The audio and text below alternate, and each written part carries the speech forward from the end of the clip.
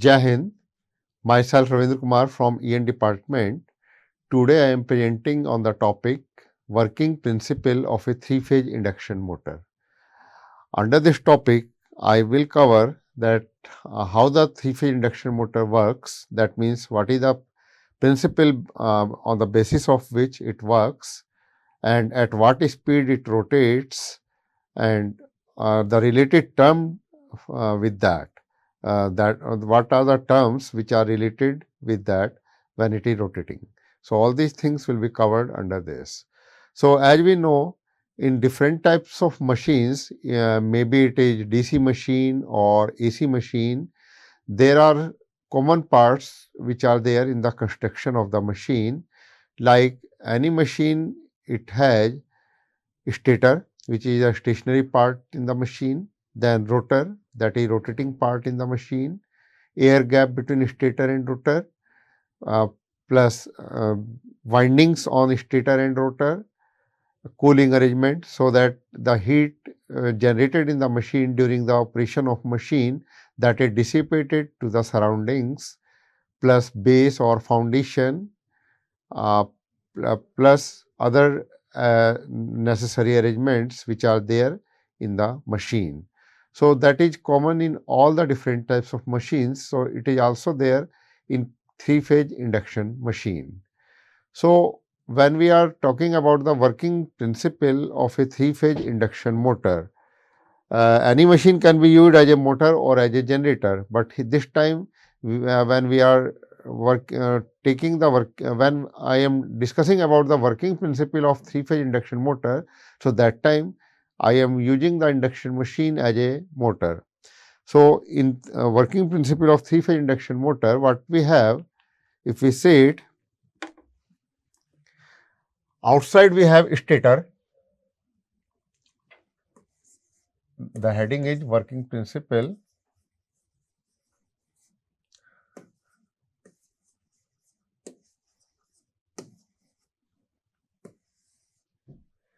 So, outside we have stator. This is stator, which is stationary member or stationary structure that doesn't rotate. And since it is a three-phase induction motor, so the windings on the stator, they will be three-phase winding, which may be connected either in star or in delta. So, we will give three-phase supply here to these three-phase windings. This is three-phase supply.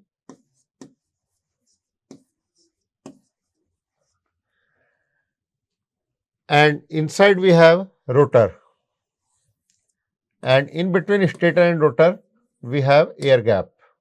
This is air gap.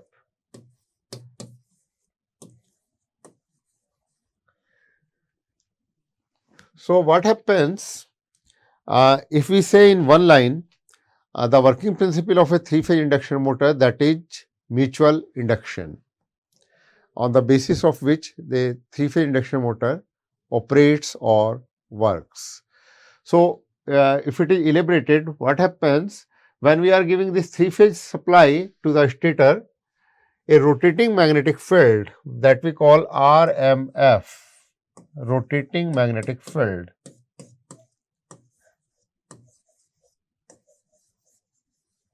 that generates in the air gap.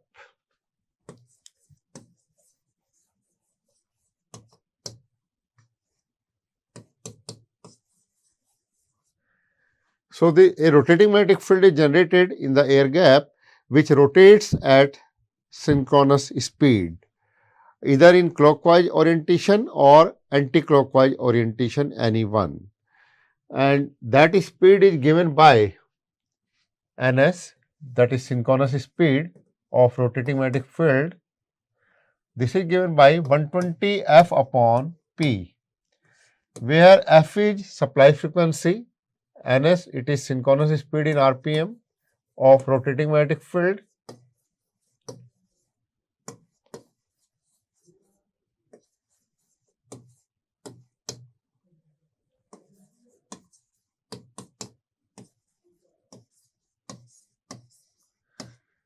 F represents supply frequency in hertz,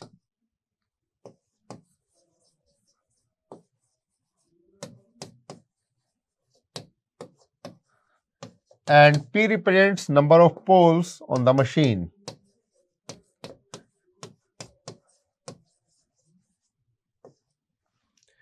So, as per that, when we are giving a supply frequency, suppose it is 50 hertz and it is a two-pole motor. So, that time the synchronous speed that can be calculated, it will come out as Ns will become 120 into 50 upon 4, 2-pole machine we are taking with 50 hertz supply frequency. So, this is coming as 3000 RPM. If we change the number of poles on the motor, suppose it is 4-pole motor, so that time this synchronous speed will become 120 into 50 upon 4, which is 1500 RPM. That means this synchronous speed, which is the speed of rotating magnetic field in the air gap, that depends upon supply frequency F and number of poles on the motor P. And this rotating magnetic field, this may rotate either clockwise or anti-clockwise with synchronous speed Ns. What happens when this rotating magnetic field, which is rotating at synchronous speed in the air gap, it cuts the stationary rotor structure, and that means it cuts the stationary conductors on the rotor in beginning when motor is stationary initially. So, what happens, we can take this rotating magnetic field just like a magnet which is rotating in the air gap at synchronous speed.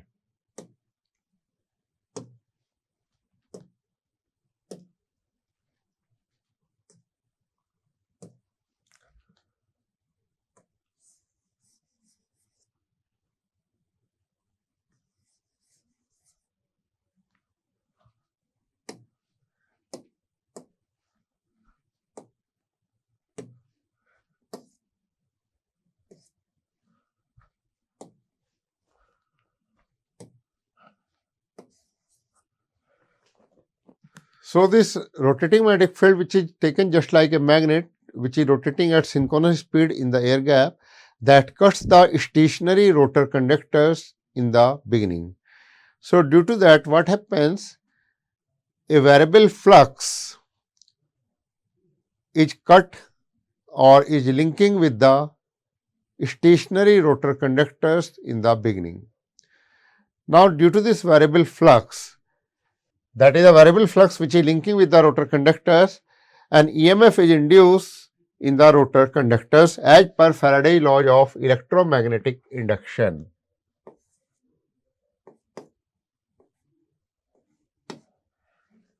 This small e that represents induced EMF in the rotor conductors, capital T number of turns in the rotor winding, and d phi by dt is the rate of change of flux linking with the rotor conductors. So, induced EMF is there in the rotor conductor, and if the circuit is of rotor is complete circuit or closed circuit, that time an induced current will also be there with the rotor conductors. So, that way there is induced EMF and induced current in the rotor conductors due to it. And basically why it is there? Due to the cutting of flux or due to the linking of variable flux with the rotor conductors, and that is due to the rotating magnetic field which is rotating in the air gap at synchronous speed. So, as per Lenz's law, this minus sign that represents due to Lenz's law, this sign. So, what happens due to this induced EMF and induced current, they will oppose the very cause which is responsible for inducing them, and that very cause is rotating magnetic field in the air gap. So, that means to say this induced EMF and induced current in the rotor, they will oppose the rotating magnetic field. That means what will happen? Rotor will start rotation in the same direction in which rotating magnetic field is rotating, and it will try to catch the speed of rotating magnetic field. Means to say Like rotating magnetic field, we assume that it is rotating in clockwise orientation. So, rotor will start rotation in the same direction, that means in clockwise or direction or clockwise orientation, and it will try to catch the speed of rotating magnetic field, and that way rotor will start rotation. So, we can say a three-phase induction motor is a self-starting motor. That means there is no external device. Another important point, since rotor starts rotation in the direction of rotating magnetic field, in order to oppose the variation of rotating magnetic field, so that induced EMF and induced current which are there in the rotor, they will not be there, and it will try to catch the speed of rotating magnetic field, but it will not rotor will not be able to catch the speed of rotating magnetic field, since if at any moment the rotor is rotating at same speed which is the speed of rotating magnetic field and in the same direction, then the relative speed between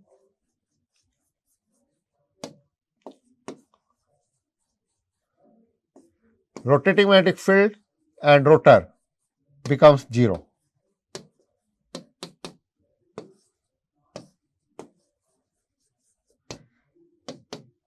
Since both are rotating in same direction and same speed, that's why relative speed between rotating magnetic field and rotor becomes 0.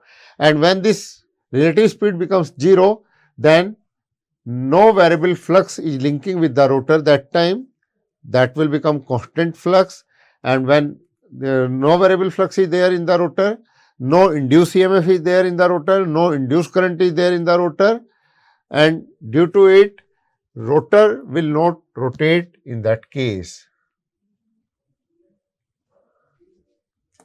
So, that means if this relative speed becomes 0, then d phi by dt is not there, no induced EMF, no induced current.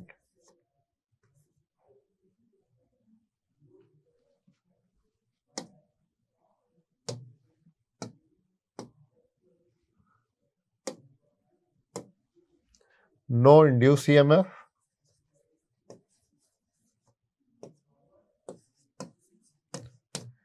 no induced current, and as a result of it, rotor will not be able to rotate. That means rotor cannot rotate at synchronous speed. It will always rotate at a speed less than the synchronous speed. So, if I write the speed of rotor as nr, since r represents for rotor and nr becomes the speed of rotor,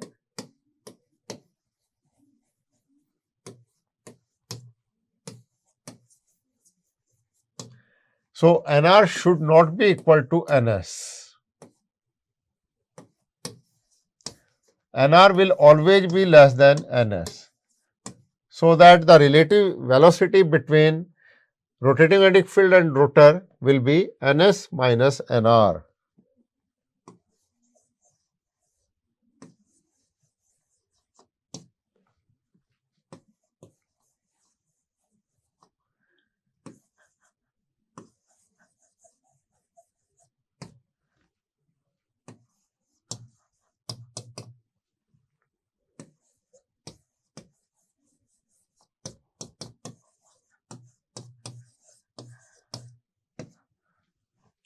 And when this relative speed is there between rotating magnetic field and rotor, which is ns minus nr, so it will cause variable flux linking in the rotor conductors. There will be induced EMF in rotor, induced current in the rotor, and as per Lenz's law, rotor will oppose the rotating magnetic field rotation. So, rotor will rotate in the same direction in which rotating magnetic field is rotating, and always try to catch the speed of rotating magnetic field, but not able to catch the speed of rotating magnetic field. It always rotates at a speed nr which is less than ns. So, that way induction motor operates or induction motor starts. So, important point in this, as we have seen, that a three-phase induction motor is a self-starting motor. There is no external device required to start the three-phase induction motor. Another important point, the three-phase induction motor rotates at a speed less than the synchronous speed always, and in the same direction, which is the direction of rotating magnetic field. So, we can say a three-phase induction motor is a asynchronous motor since it is not rotating at synchronous speed. It is rotating at a speed less than the synchronous speed. So, I write it three-phase induction motor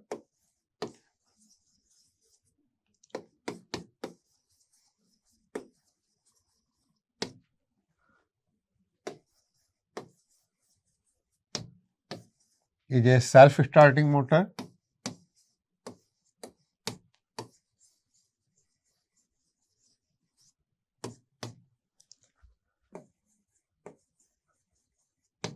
Another point which is important, three-phase induction motor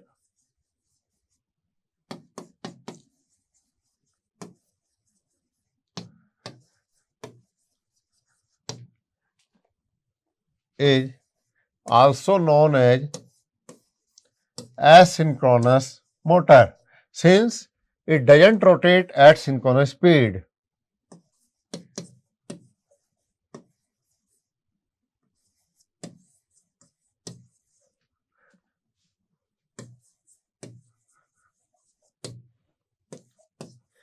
Or mathematically I can write NR, motor speed or rotor speed in the motor is not equal to synchronous speed. Another important point, induction motor is also known as generalized transformer.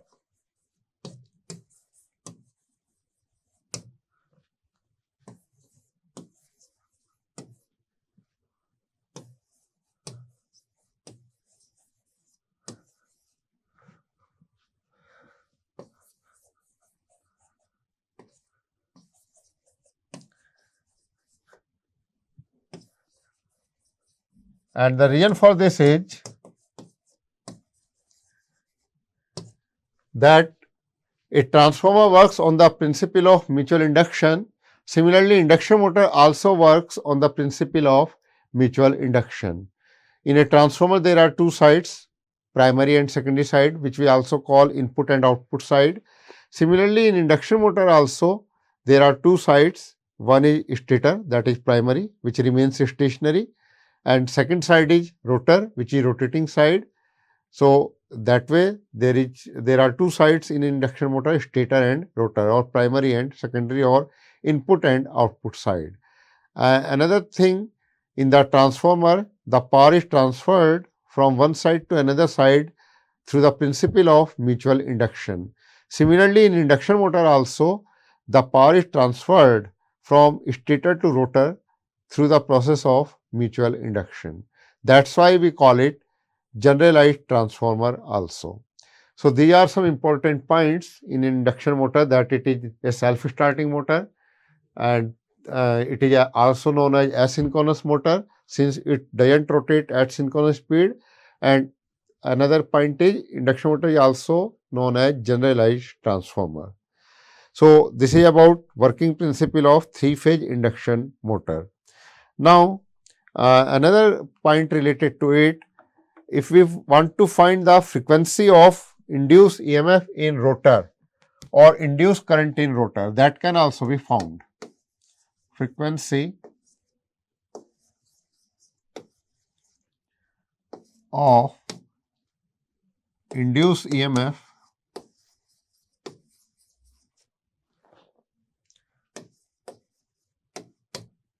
or induced current in the rotor.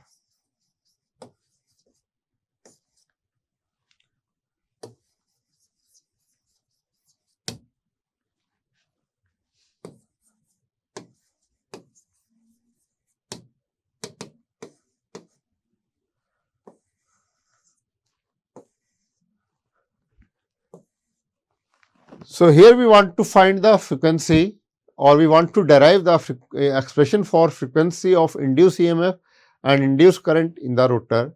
conductors. So, as we have seen in the working principle of three-phase induction motor, that it does not rotate at synchronous speed, it always rotates at a speed which is less than the synchronous speed, that is this Nr always less than Ns. And due to this, a relative motion is there between rotating magnetic field and rotor or induction motor, which is given by Ns minus Nr, that is the relative speed between the two. So, due to this, flux cutting action is there in the rotor conductors, and due to that flux cutting action, induced EMF is there, induced current is there in the rotor conductors. So, if you want to find the frequency of induced EMF and induced current in the rotor, that can be found as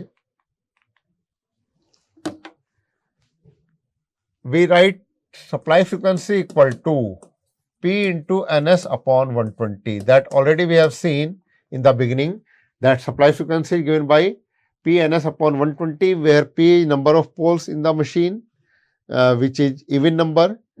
Ns is the synchronous speed, which is the speed of rotating magnetic field in the air gap.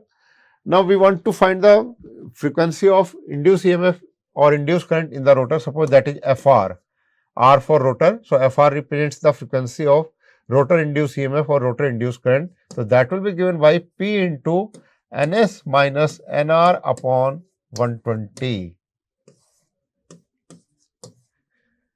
Where why it is so? Since this induced EMF or induced current frequency, that is basically due to this relative speed between rotating magnetic field and rotor, which is Ns minus Nr. And according to that, the induced EMF or induced current frequency in the rotor is given by P into Ns minus Nr upon 120. Now, Ns minus Nr, which is the relative speed between RMF, rotating magnetic field, and rotor, that is given by Sns, where S is the slip, and in the induction motor, since slip S is given by Ns minus Nr upon Ns. So, from this we can write Ns minus Nr equal to Sns. So, if we place it here, so this comes out as P into Sns upon 120, and this can be written S into F.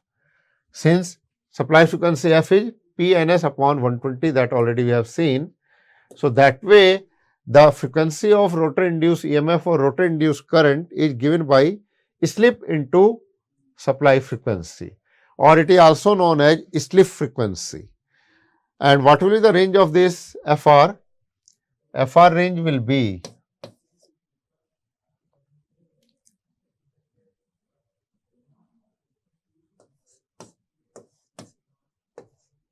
this, more than 0, but it may be equal to supply frequency also. Why? The reason behind it is, if we see the slip, when motor is starting initially, that time Nr is 0, and when Nr is 0, slip becomes 1.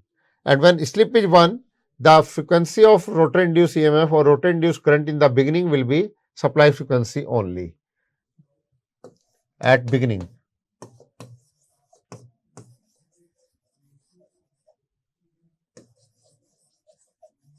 So, that is why thus rotor frequency is supply frequency also that time.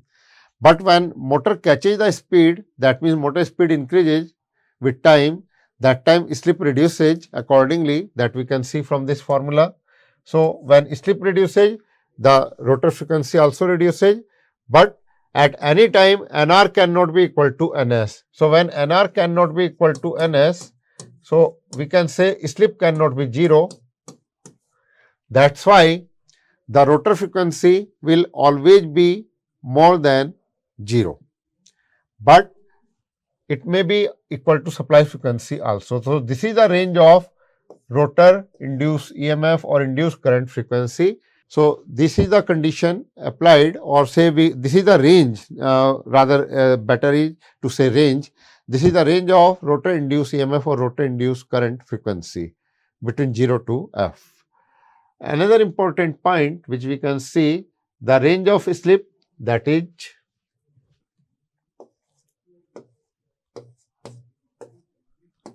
between 0 and 1, since slip cannot be 0, and the reason for that is NR cannot be equal to NS any time. Otherwise, induction motor will not be able to rotate. So that's why slip cannot be 0. It will be more than 0 all the time, but maximum it can be 1 at the beginning when NR is 0.